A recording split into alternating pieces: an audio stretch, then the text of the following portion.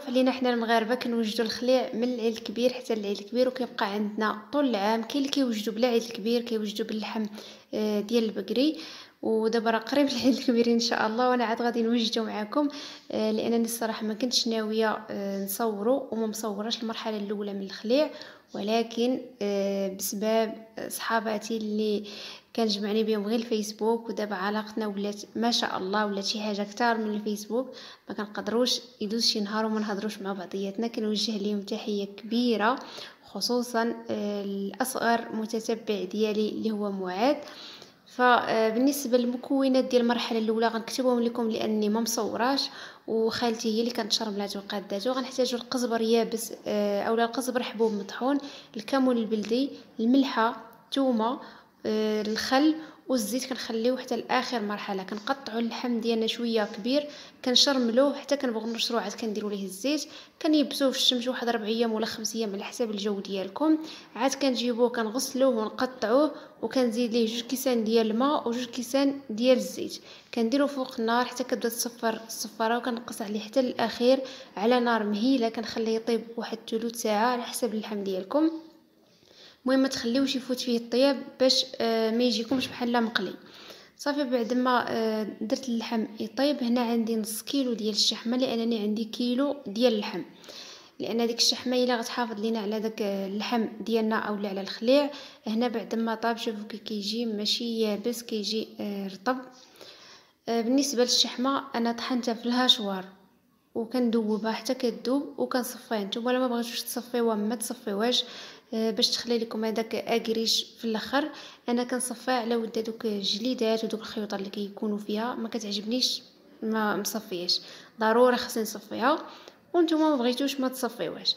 هنا بعد ما غادي نصفيها، غادي نصفيها ديريكت اولا مباشره فوق هذاك اللحم، وغير كيبدا طلع فيه الغليه كنطفي عليه. ما تخليوش يطبخ بزاف، لانه هذاك الزيت غادي يزيد يقرمل لكم هذاك اللحم ديالكم ويجيكم يابس.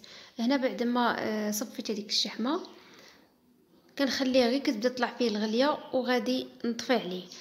بعد ما كنطفيو عليه اولا الطريقه ديال الاحتفاظ ديالو كنديروا هذاك اللحم في قريعه ديال الزاج اولا فاش ما بغيتو، وكنكبوا عليهم هذاك ليدام ولا ديك الشحمه من الفوق، لان هذا الليدام هو اللي كيحافظ لينا على الخليع ديالنا باش ما كيغملش لينا. وهما 3 الحوايج اللي كيخليو الخليع ديالكم يغمل لكم وما يصبرش معكم مده طويله، اللي هما الماء.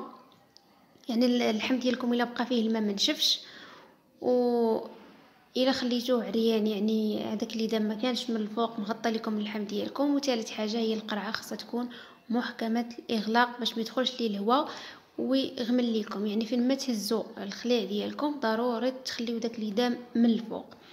هنايا بقى ليا داكشي في القاع الناس كيسميوه اكريج، انا هنا ما بقاش ليا بزاف لانني صفيت الشحمه. حتى ندير بيه ان شاء الله شي مليويات معكم. راه غادي ندوز نوجد معكم البيض بالخليع.